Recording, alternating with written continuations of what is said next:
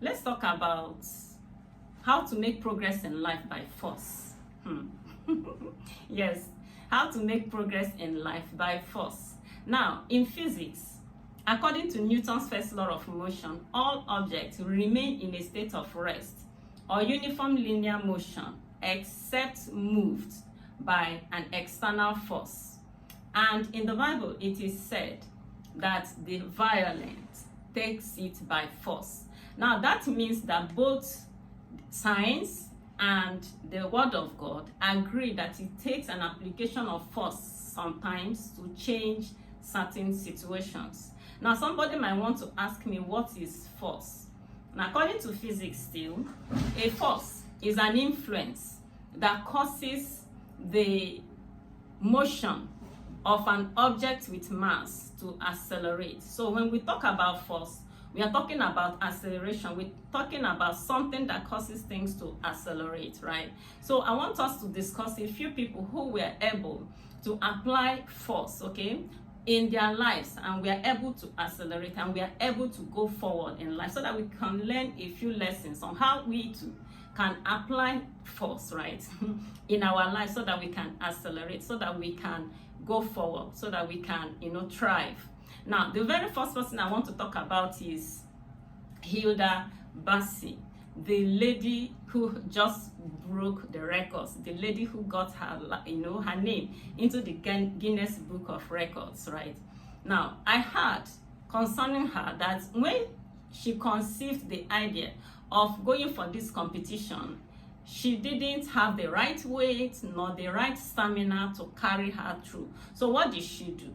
She applied force. She hired a trainer. She didn't just go to register in a gym, rather she hired a trainer. Her training was intense. I watched a bit of her training online and it was quite intense, right? Now, at the end of the training force, what happened? She lost a few kilos. She lost some kilos and she was able to beef up her stamina before she went for the competition. And what was the result? She won. So you could see that she applied a force, right? The force of training, and she was able to win. Now, another person that applied force in what he did last year was my YouTube coach, right? My YouTube profitability coach, Dr. Malik. Now, sometime last year, Dr. Malik decided that he was going to upload a video in his YouTube channel every day for 100 days without break. He didn't stop there. He got one of his friends to be his accountability partner, and they agreed that any day he failed to upload a video, he was going to pay that his friend an agreed sum of money. And do you know that with his busy schedule, he's a medical doctor in a government hospital in one of the states in the north, so he says that he performs a lot of surgeries in a day. So with this type of busy schedule, he was able to meet up with the target of uploading a video in his YouTube channel every day for 100 days. You see, when I was growing up in my church several years ago, my pastor taught us that work is elastic.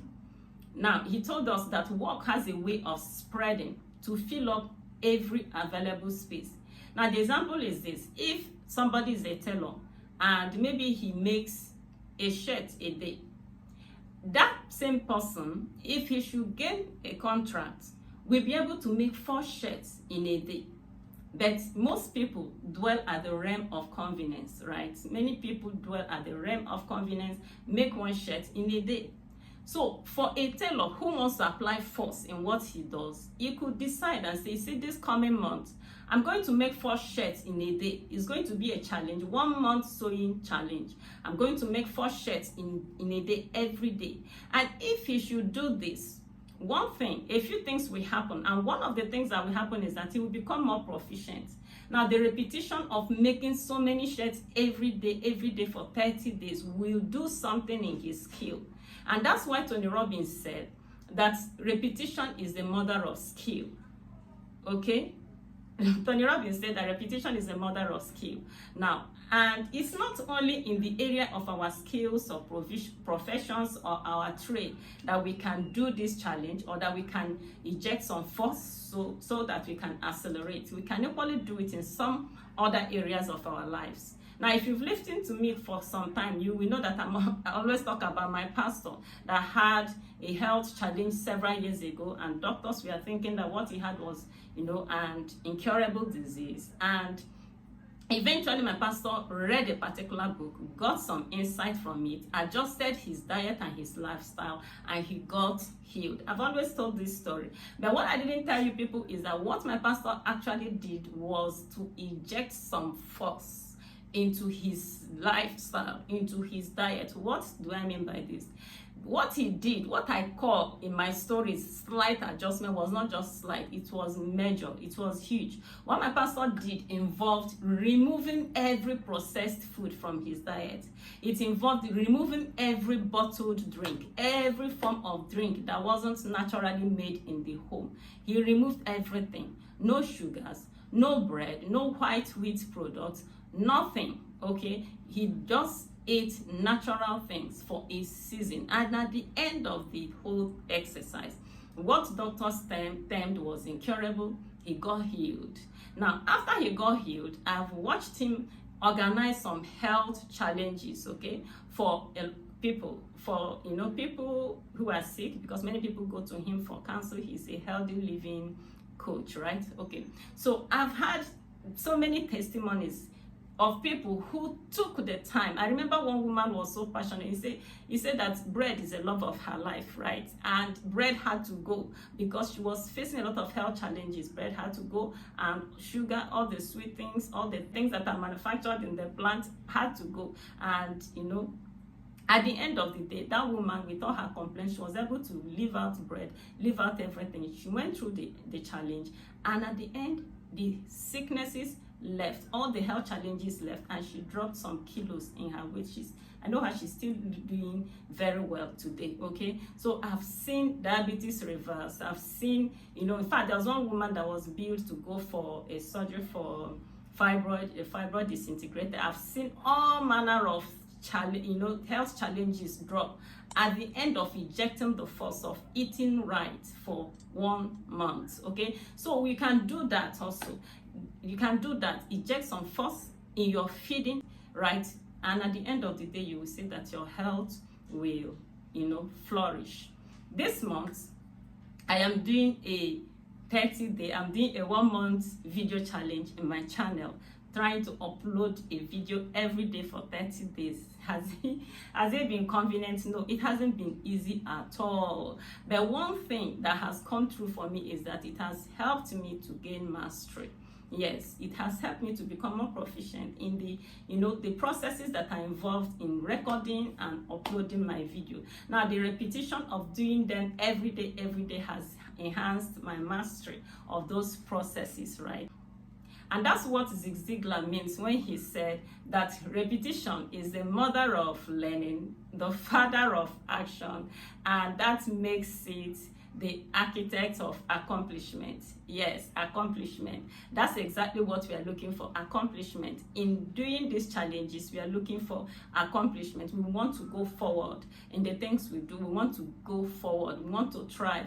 Hilda did this and got into the Guinness Book of Records. Dr. Malik did it for 100 days, and she said his YouTube channel was never the same again, right? So you can also decide to do it. We've seen my pastor, he did a health challenge, and at the end of the day, what the doctors termed incurable, he got healed. And I have seen so many people go through the challenges in health, and then their health were reversed. Even what doctors said we are not curable, we are able to reverse it. So I want to encourage you. I don't know what area of your life that you want to focus on, and say in the next 1 month, maybe it's your skill. You can say in the next 1 month, I want to learn this skill, and then you will focus every day. You could decide to watch a video on that thing, or you can decide and say, for the next 1 month, I'm going to read 4 books on this area, okay? It could be on your finances. You decide and say, this month, I want to drop this and that, okay? Some of the things that you think are taking too much money from your hands and hurting you in a way.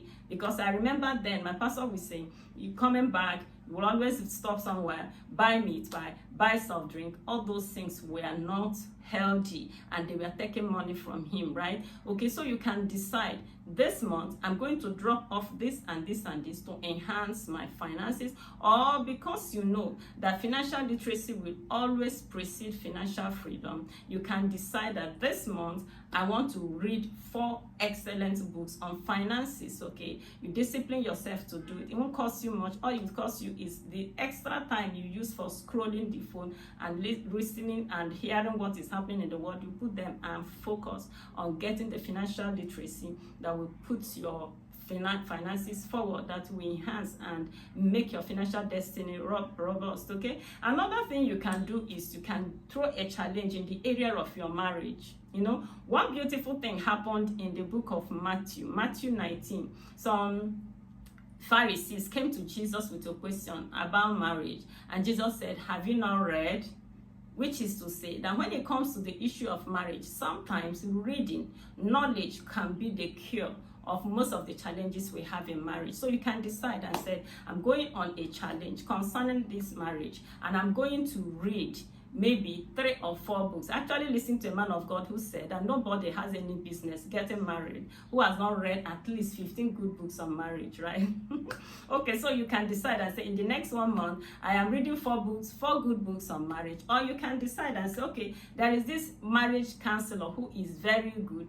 Every day for this month, for these 30 days, I'm going to spend at least 30 minutes listening to these marriage counselors on marriage for the whole month. You will see that at the end of the day, in whichever area that you're going on the challenge, you will see that you will have a lot of knowledge, a lot of insight, and you will go forward. Your life will become better. Okay, if you make up your mind to do this challenge, right? I want to encourage you to do it. Thank you so much for being a part of this beautiful video. I want to encourage you to subscribe to my channel if you've not done so, and share this video. And if you got value from this video, which I believe you did, please share it, let somebody else know, and look out for the next video that YouTube will be, suggesting to you. Till I come your way next time, you remain eternally blessed.